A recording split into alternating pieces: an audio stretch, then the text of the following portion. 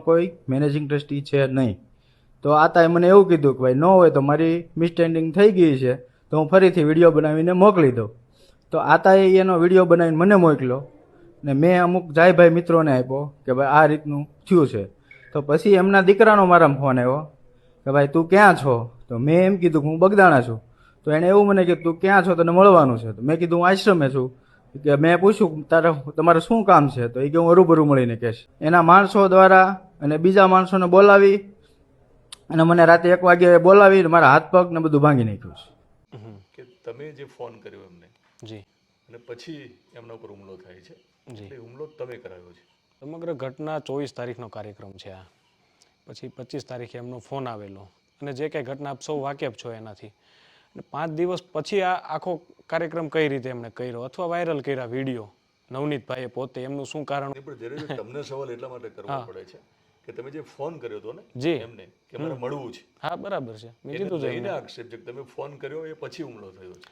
પણ મેં તો એમને ફોન એટલા માટે જ કર્યો હતો કે ભાઈ આમાં તમે વિવાદમાં ના પડો. બાપાનું ધામ છે અને એ એક યાત્રાધામ કોઈ વિવાદ સાથે જોડાય એ કોઈને ગમતી વાત ન હોય ને. તમે એમને મળવા જવાનું કહેતા હતા. મળવા જવાનું એટલે મેં એમને કીધું હતું એક એમના એક અંગત મિત્ર છે ને મારા બંને એક કોમન મિત્ર છે મારા. પછી તેમની સાથે મારા વાતચીત થઈ ગઈ કે ભાઈ નવનીતભાઈ છે એ મારા અંગત મિત્ર છે ને એવું કાંઈ છે એની ગેરસમજ જે હતી એ દૂર થઈ ગઈ છે.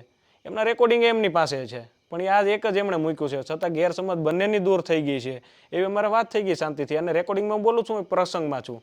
અને બીજા દિવસે આખી આ ઘટના ઘટે અને ઘટના ઘટી ગયા પછી એને 3 દિવસ પછી યાદ આવે કે આ બધું જયરાજભાઈ માયાભાઈ કરાવ્યું. તો આ ક્યાં છે વ્યાજબી? કે તમે ફોન કર્યો ને પછી ઘટના ઘટી ને જયરાજભાઈ, એટલે જ સવાલો થઈ રહ્યા. પણ એને પેલા ભાઈ સાથે તો અમારા વાત થઈ ગઈ ને. અમારો વિષય તો ત્યારે પૂરો થઈ ગયો કહેવાય ને. હમણાં મેં એને કઈ બીજી ભાષામાં કીધું હોય તું તારીથી તો વાત નથી થઈ દિનેશભાઈ. અને પોતે એના વિડીયોમાં કહે છે કે ભાઈ મારે આ બધા સાથે તકલીફો ચાલે છે. અને ઘટના ઘટી જે મારામારીની ત્યારે એનું પોતાનું નિવેદન તમે સાંભળો કે હું એક ભાઈનું રેકી કરતો હતો, એક 4 વ્હીલની પાછળ હું જતો હતો, પછી ઊભા રહ્યા ને એને પછી મને માર્યો. ટ્રેક્ટરનું કંઈક રેતીના ચાલતા હતા. તો એ તો તપાસનો જ વિષય છે ને. તપાસમાં આવ્યું છે કે ભાઈ એને રેતીમાં કોઈકને બાતમીદારો કે એને જે કોઈ લોકો સાથે વાંધા હોય